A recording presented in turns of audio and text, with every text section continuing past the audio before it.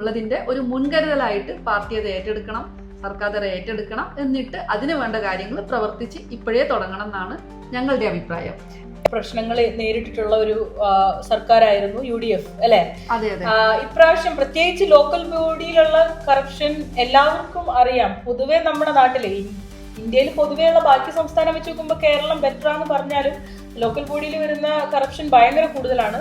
അപ്പൊ ഇനി UDF സർക്കാർ വരുമ്പോൾ കറപ്ഷനിൽ ഒരു ഭയങ്കരമായിട്ടുള്ള ഇമ്പ്രൂവ്മെന്റ് തന്നെ ഉണ്ടാവണം എന്ന് വിചാരിക്കുന്നു. എൻ്റെ ഒരു അഭിപ്രായത്തില് സർക്കാർ മാറി മാറി വരണം, എന്നാലേ ജനങ്ങൾക്ക് ഒരു ഉന്നമനം ഉണ്ടാവുള്ളൂ. നമ്മൾ സർക്കാരിന്റെ ഉന്നമനം മാത്രം നോക്കി കഴിഞ്ഞിട്ട് കാര്യമില്ല. നല്ല ഒരു സ്റ്റെപ്പ് ജനങ്ങളുടെ ഭാഗത്തുനിന്ന് ഉണ്ടായെന്ന് ഞാൻ പറയത്തുള്ളൂ. അല്ല കേരളത്തിന്റെ ട്രെൻഡ് എന്ന് പറയുന്നത് അത് തന്നെയാണ്. പക്ഷെ ഇപ്പൊ ലാസ്റ്റ് വന്ന 2 തെരഞ്ഞെടുപ്പിൽ ആക്ച്വലി ആ ട്രെൻഡ് ഒന്ന് മാറിയിട്ടുണ്ടായിരുന്നു.